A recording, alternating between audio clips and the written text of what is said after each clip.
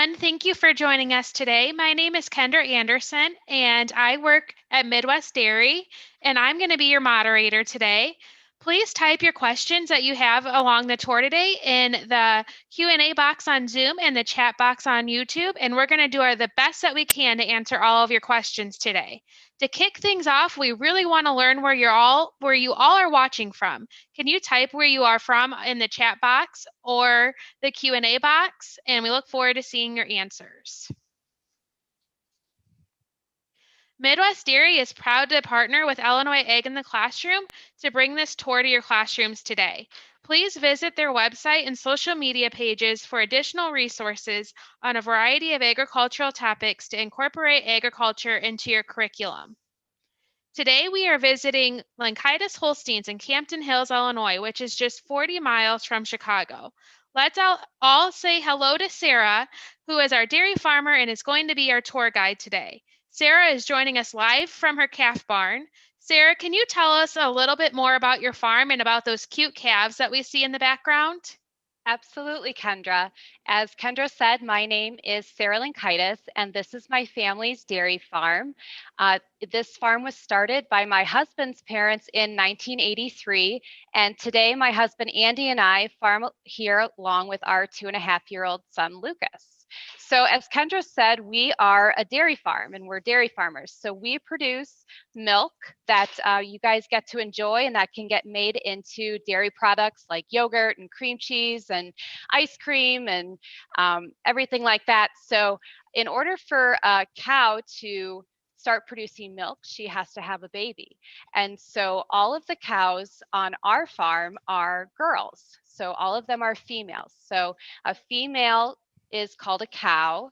A male is called a bull, so we don't have any of those here. And then the babies, like Kendra said, are called calves.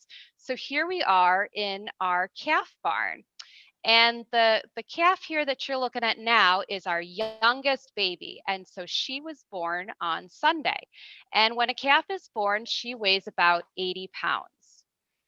So that's probably maybe even the weight of some of you guys. So it's actually pretty big for being just born on Sunday. So you can see our calf here has an individual calf pen that she's in, and she's got a nice bed of straw to lay in, and then has some buckets in front of her with feed and water. And so we keep each of our calves in individual pens when they're born and until they get to be about 4 months of age, so that we can monitor them really closely and make sure that they're healthy and that they're eating well. And that's just in case if one of our calves isn't feeling well, we'll see it right away and we can work with our veterinarian to diagnose and prescribe that calf whatever antibiotics she might need to start feeling better. And then we can treat her as an individual and help her feel better without compromising any of the other calves. Sarah, how do you keep the calves warm in the winter? So we actually make sure that we clean their pens every day and that they have a nice bed of straw to lay in that's clean and dry. And another thing we'll do is we have a calf coat that sometimes we'll put on them. So you'll see this calf here has a coat that helps keep her warm. The other thing that we have in this barn to help kind of control the temperature is there's a blue tube that runs over all of the calf pens. And that makes sure that all the calves have clean, fresh air and that we can keep them at an ideal temperature. Does anyone have any questions for Sarah? If you do, please put them in the Q&A box if you're on Zoom or the chat box if you are on YouTube. Sarah, do you ever give your calves any medicines like we get? Yes, so we work really closely with our veterinarian if a calf does get sick, and she'll help us diagnose and prescribe a medication for the calf to help her with that illness. We also vaccinate our calves too. We do that obviously with our vet's help as well. And that's because, you know, unlike people, calves are really born without much of an immune system. So we give them those vaccines to help bolster their immunity. And then they also get some immunity from their mother with the colostrum, which is the mother's first milk that we feed them. We make sure that that colostrum is a good quality and can help bolster their immune system. Yeah, I think we all know the importance of vaccines these days. So Melinda wants to know what some of the names of the calves are. Oh, that's a great question. So the youngest calf here that we looked at before, my husband named her. So her mother's name is Razzie. And so my husband thought that we should name the calf Rowdy. So her name is Rowdy. She The looks one rowdy. the one next to her was born on New Year's Day. So this is our first baby of 2021. And I actually posted on our Facebook page and asked for people's suggestions for what to name her. And so her mother's name, ironically, is like me, it's Sarah, but without an H. And so we ended up naming the calf Sally. And we also have a Christmas Day baby. That's this little black and white one here. Her mother's name is Foxy, so we decided that we would name her Festive since she was born on Christmas Day. Oh, that's Now cute. you're probably seeing a pattern. What we like to do is we like to name the calf with the same first letter as the mother. So for instance, Razzie started with R, so we named the calf Rowdy that started with an R.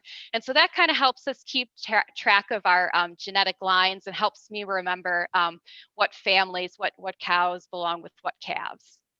Noah would like to know how many cows you have. That's a great question. So right now we are milking about 80 cows. But if you include all of the baby calves and then all of the heifers, you can kind of think of them like teenagers. We probably have about 160 to 180 total head on the farm. Anna, you kind of talked about this a little bit, but Anna Marie would like to know if they get any of their mother's milk. They do. So it's really important for us to give the calf its mother's milk.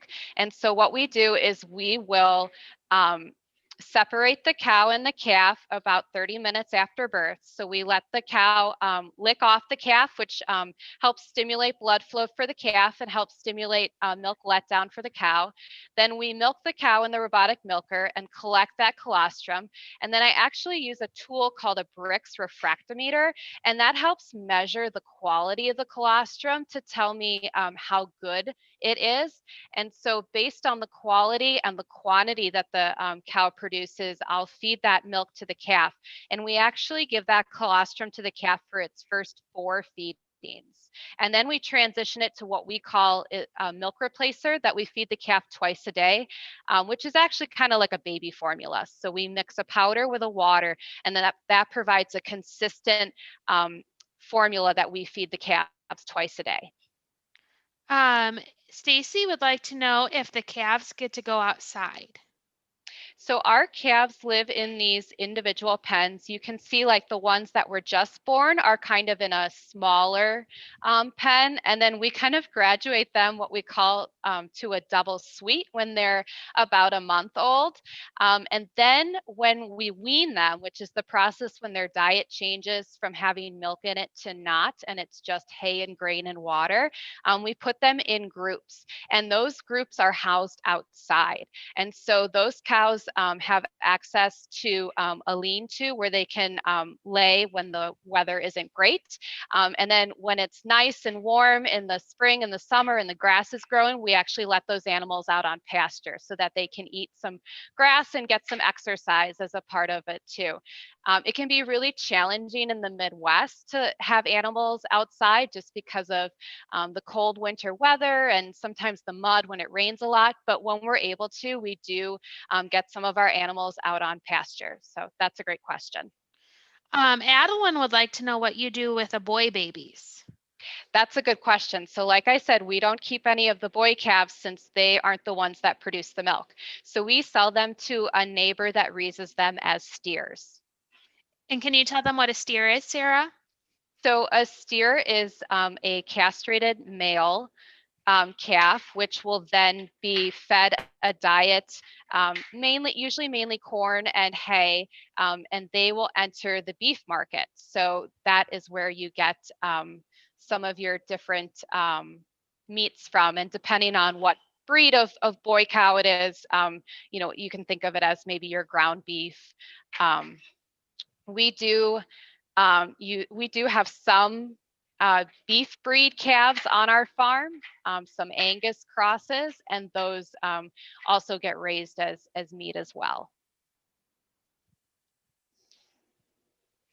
Okay, and we had another really good question. I think we'll do one more before we go watch one of the cows get milked. They want to know what the difference is between a cow and a calf. So the difference between a cow and a calf is a young animal, and a cow is considered an animal that's had a baby. And we like for our animals to have their first baby when they're 2 years old. So generally a cow will be 2 years old and have had her first baby and begin to produce milk. And then we like for our cows to have a baby once a year, every year after that. And we have some cows that we'll see up in our barn where all the milking cows are that are up to 10 years old. Okay.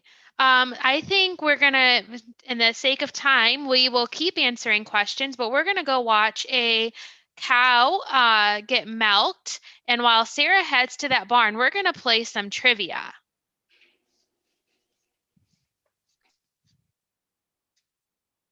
So our question is, and you can put your answers in the Q&A on Zoom and the chat box on YouTube.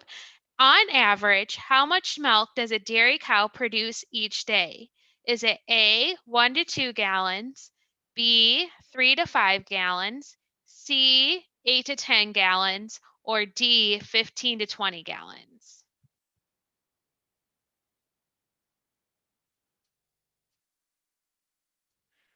Okay, it looks like we're getting some great answers. I see some guesses for A, for B, for D.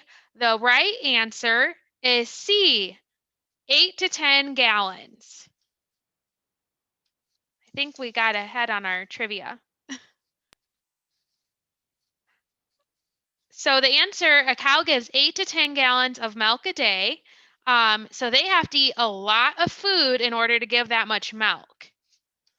So the diet for a dairy cow includes corn silage, hay, ground corn, soybean meal, vitamins, and minerals. About how much feed does a 1,500-pound cow eat each day? Is it A, 50 pounds, B, 60 pounds, C, 100 pounds, or D, 120 pounds?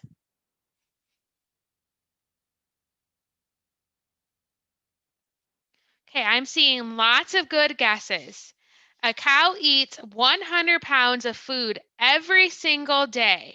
So that's why cows are so big. They eat a lot of food.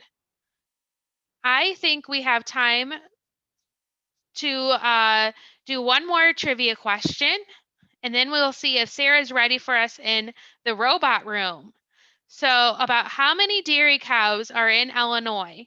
Is it A, 50,000, B, 72,000, C, 85,000, or D, 93,000?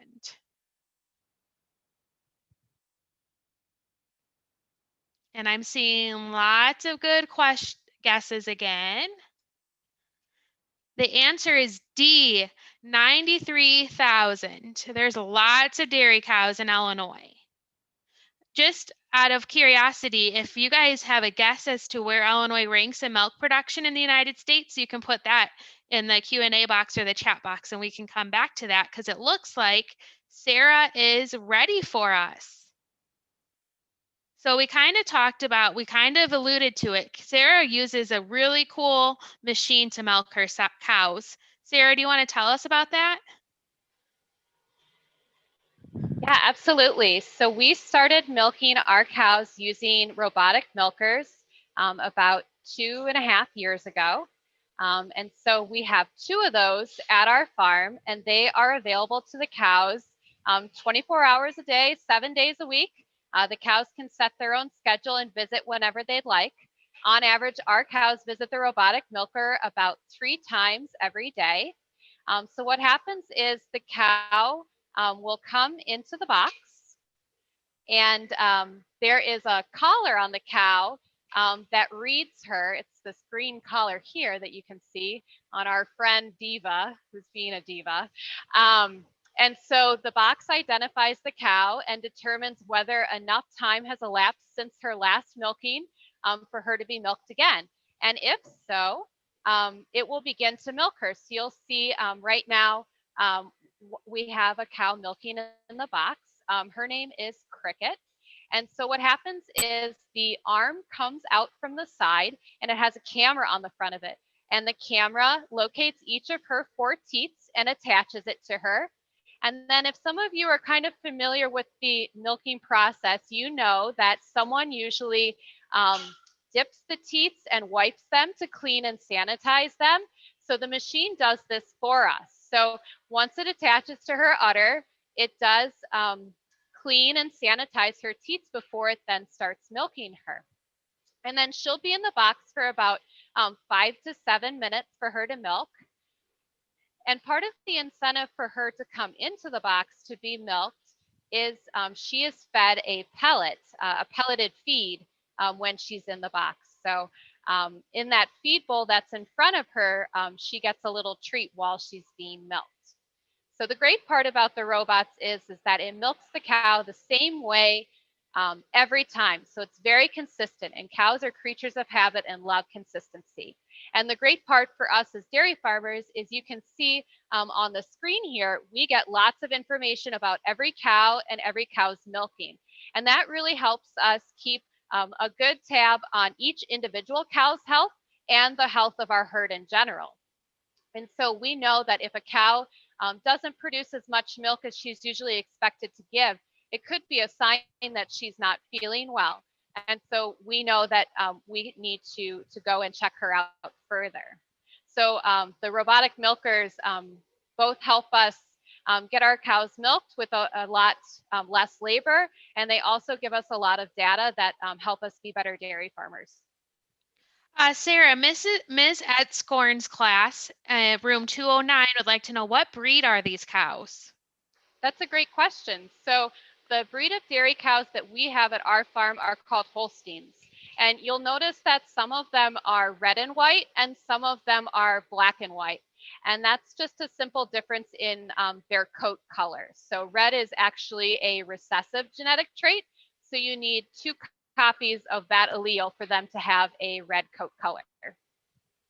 And how old do they need to be for milking? So we like for our cows to be 2 years old when they have their first babies. So they'll begin milking when they're 2 years old.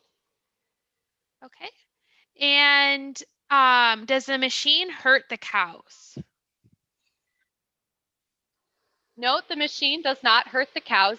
The machine actually does a great job because it does a consistent process with the cow every time, which is great. So while humans doing the process, there can be some variation. The robot kind of standardizes that process and makes it so that the cow has a very quiet and very consistent milking every time. So that really helps us take better care of the cows. And how long are the milkers on the cows? So on average, they're on for about 5 to 7 minutes. You can see Cricket here is just under 6 minutes and finishing up. You can see that the milker comes off of each quarter individually based on the milk flow. So as each quarter finishes, it will come off of that quarter, and then it leaves a post-dip solution on each of the 4 teats. And this is a really good question. Is the milk drinkable immediately after the cow is milked? That's a good question. So our milk comes out of the cows at their body temperature. So it's actually pretty warm, and we use a plate cooler to help cool down the milk. And then we store it in a bulk tank at about 38 degrees. And then we have a semi-tank that comes and picks up our milk every other day. So we don't drink the milk straight out of the tank. We allow it to be chilled and stored in our bulk tank, and then it goes to our dairy processor where it is pasteurized and homogenized, and then our milk is actually put into gallon jugs and then sold at the local grocery stores. Yeah, we probably want it to be pasteurized before we drink it to make sure that there's no bacteria in it, right, Sarah? Yes, that's correct. So we do not sell our milk on the farm. We have all of our milk go to our dairy processor. Um, how much do you get from the robotic milker each time? That's a good question. So I mentioned that the number of visits that each of our cows has varies, and that's because each cow's milk production varies based on just how much she makes, and then her what we call stage of lactation, or how long it's been since she's had her last baby. So cows generally have high milk production for the first couple months, and then it tapers off. So our cows that it's been not a long time, but since they've had their last baby or they're more recently fresh, those will milk every 4 to 5 times a day. And most of our cows will give between probably about 20 to 30 pounds at each of their visits. Okay. I think we probably need to move on. We still have lots of questions coming in, but I think we need to move on to see where the cows actually live now that we got to see a cow getting milk. So that's all the longer that a cow is actually in the robot. So they're really just in there for a few minutes.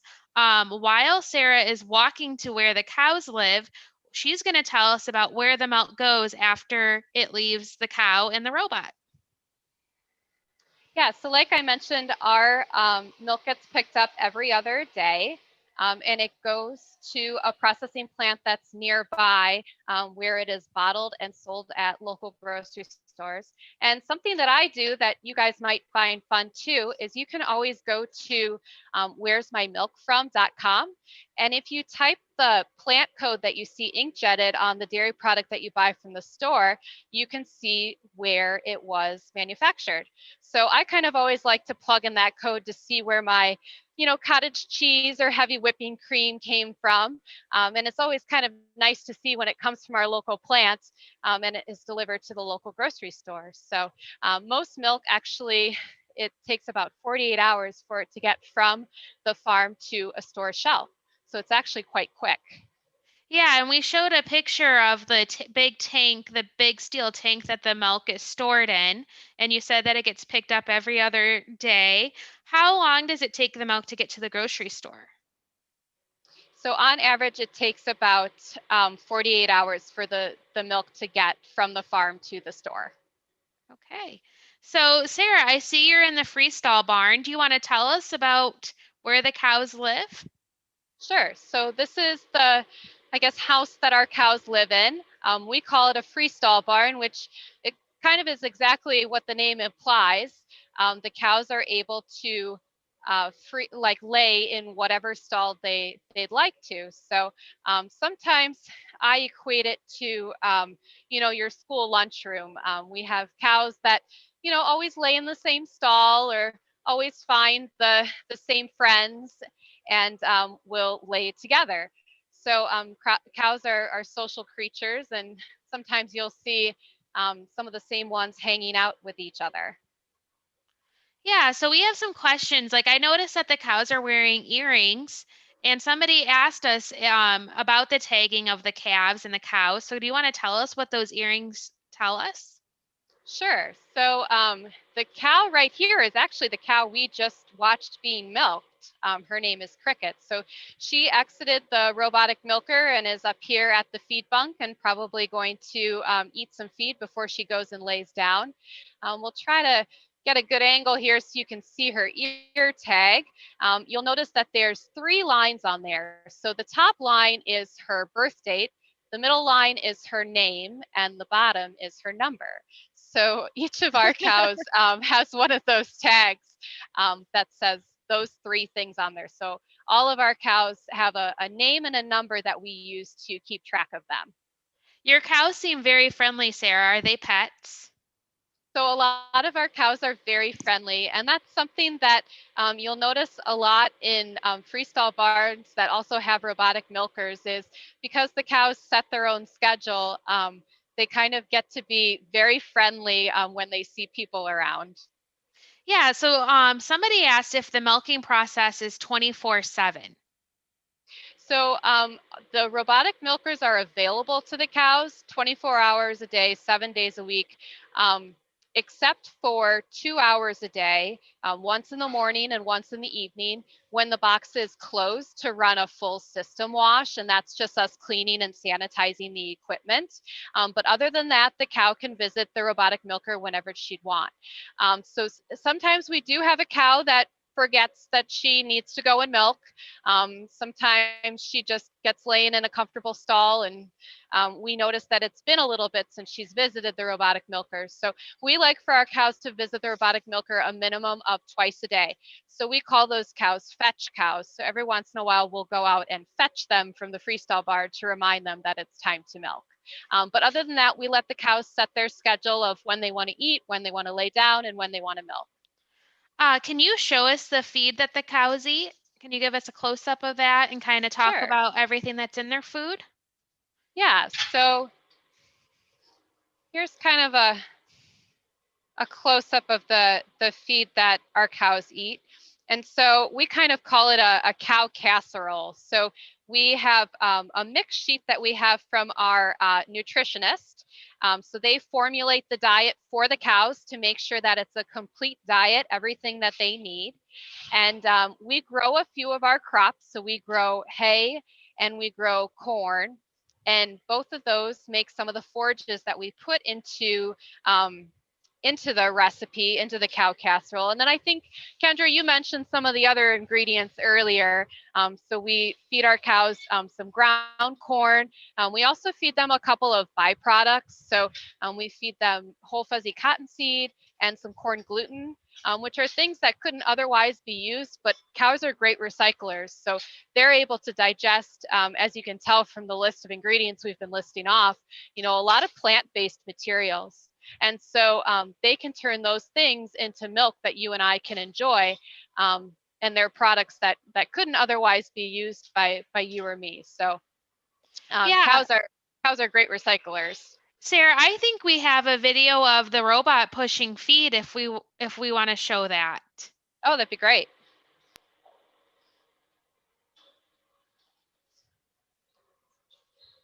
So there you can Yes. see. Oh, go ahead, go Sarah. So that's our friend Frank. We named him Frank. So he's kind of like a giant Roomba. So he comes along and makes sure that the cows have fresh feed in front of them. So he just kind of pushes it up closer to the curb for the cows to be able to reach it and eat it. So we put fresh feed down for the cows once a day, every day. And Frank just kind of comes along every 4 hours to make sure that it's pushed up for the cows to be able to eat. That's so cool. So Miss Purnell's class from Philadelphia wants to know if a cow can be milked while she's carrying a baby. Oh, that's a good question. Yep, a cow can be milked while she's carrying a baby. So generally, our cows will milk for about 9 months out of the year, 9, 10 months out of the year, and then we actually give them a vacation, or what we call their dry period, the 2 months before they're going to have their next baby. So just to put that kind of into reference, so the gestation period. The gestation period, or how long the cow carries the calf, is the same as a human with a baby. So it's 9 months. Sarah, something we haven't talked about is that it's January in Illinois, and you're in northern Illinois, which means it's cold. So how do you keep all these cows warm in the winter? Yeah, that's a great question. So the Midwest can be quite cold. In fact, I'm sure a lot of us remember when it was like -30 a couple of winters ago. And we were in this barn with the cows, and it was nice. It was actually quite comfortable in here. And the reason it is because of the way that we designed this barn for the cows. So you'll see that there's some curtains on the side of the barn here, and they're actually a little open today because it's actually pretty nice out. But those curtains can close all the way up when it's very cold, or they can open all the way up when it's in the summer, and we kind of like to get that natural breeze coming across the barn. You probably also saw when we were looking at the headlocks that there's a series of fans above the cows, and those fans will automatically turn on as needed. as it gets warmer in the spring and summer. And so all of this is monitored, and it might be hard to see on the camera, but there are two black cords hanging down from the ceiling in our barn. And you can basically think about those like the thermostat in your house. And based on the temperature of the barn, the curtains will open and close, and the fans will turn off and on. And so we like to make sure that we keep a consistent, comfortable environment for the cows using that. Yeah, somebody wants to know, and I think you talked about it a little bit earlier, but do your cows ever go outside? Yep, so we like to get our cows outside when we can. It is difficult because of the Midwest winters and because sometimes with the mud and the flies in the summer. But generally, we get a lot of our heifers out on pastures. So that would be our young stock that are carrying their first calf but are not yet milking. And then some of those cows that I mentioned, they get that 2-month vacation, that dry period. If that happens to line up with some good spring and summer weather, those cows will also get out on grass. But something I should mention is we made this barn very comfortable for the cows. They are actually standing on rubber, so they are never on concrete. They're on a nice, comfortable rubber that supports them. And then also in the stalls, you'll see there's a rubber mattress, and then on top of it is actually separated manure solids. So what we do is we collect all of our cow's manure, and then we separate it, and we put the liquid portion in a pit, or basically a septic tank underneath the barn, because that's where all the nutrient value, it's kind of a good natural fertilizer for our crops. But the fiber portion doesn't really have much nutritional value to it, but it does make great bedding. So we put that in the stalls for the cows 3 days a week over top of that rubber mattress. So even though the cows aren't outside, it's probably more comfortable in here if they were, given the choice between being outside or being in this barn today. Ruth would like to know, how old is your oldest cow? My oldest cow is 11. Am I going to see her? I don't see her right this second, but yes, we do have one cow that's 11 years old in this barn. So you kind of talked about, so all of your manure is used for, we're getting lots of poop questions. It must be a popular topic. So all of the manure is either used as bedding or it's put on your crops as a fertilizer. Is there anything else Correct. that you do with it? We do sell, so we make a little bit more than we need for the bedding. So we do sell some to a local landscaper, and he uses it in flower beds. And we also have a few neighbors that also take some of the separated manure solids to use in their landscaping, because you can basically think about it as like a mulch, but a little bit lighter and finer. Do your cows moo a lot, and is it noisy to live on a farm? Oh, that's a funny question. So generally, our cows don't moo too much. The only time you'll hear a lot of mooing is if someone catches wind of a new baby. Are the bed packs where we have the cow have the calf um, are just next to the free stalls, and sometimes if they see a new baby, sometimes they'll get a little excited about that. The only other time that you hear a lot of mooing is when the cow is in heat. A cow has an estrus cycle of 21 days. So every once in a while when she is in heat, one of the signs that she's in heat is sometimes that she's mooing. This is another really good question, and then I think we need to probably wrap up. But where and when do the cows drink water? Oh, that's a great question. Yeah. So we'll move down the barn a little bit here, and you'll see that here's one of 3 of the giant cow tubs that we have here that's filled with water for the cows to drink. So they have access to fresh feed and fresh water at all times. They're following us. and and so so they have access to fresh feed, fresh water all the time. Kendra mentioned earlier, cows will eat about 100 pounds of feed. A cow will also drink about a bathtub full of water a day. So they eat and drink quite a bit. Yeah, so I think we're going to wrap up with one final question, and it's what do you enjoy most about being a dairy farmer? Oh, that's a great question. I would say I enjoy working with the animals. I enjoy working with my family alongside the animals. It's something that we enjoy doing together. And, we also enjoy that we provide milk that gets turned into the dairy products that you and me and everyone gets to enjoy. All right. Well, thank you so much for taking the time to show us your dairy farm, Sarah, and thanks for answering all of our questions. We had a lot of them. For those of you who are watching, you can find out more about dairy farming at usdairy.com or by visiting Illinois Egg in the Classroom's website at www.eggintheclassroom.org. Thank you so much for virtually visiting a dairy farm with me today. Bye.